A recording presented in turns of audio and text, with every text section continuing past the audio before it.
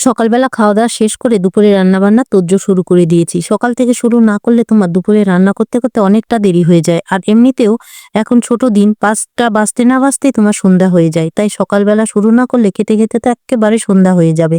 আর এদিকে রান্না করতে, করতে মনে করলাম একটু ব্লাক কফি করি। সকালে তো দুধ চা খেয়েছিলাম।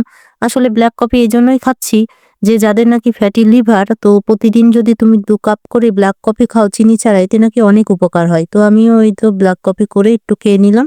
এরপরে রান্নাবান্না করছিলাম। এর মধ্যেই আমাদের পাড়ার ছেলেই ফুচকা বেচে। সে জোরে গান বাজিয়ে ফুচকা নিয়ে যাচ্ছিল। আমার ছেলে তো দৌড়ে গিয়ে অনেকগুলো ফুচকা নিয়ে এসে হাজির করল। তো আমি তাড়াহুড়ো করে সেখান থেকে ২ টো ফুচকা নিয়ে পুট করে খেয়ে নিলাম। আসলে ছেলেটা দারুণ ফুচকা বানায়। আমি খুব একটা ফুচকা ভালো না বাসলেও এর হাতের ফুচকাটা আমার ভীষণই ভালো লাগে। আর কি পরিষ্কার পরিচ্ছন্ন করেই বানায়।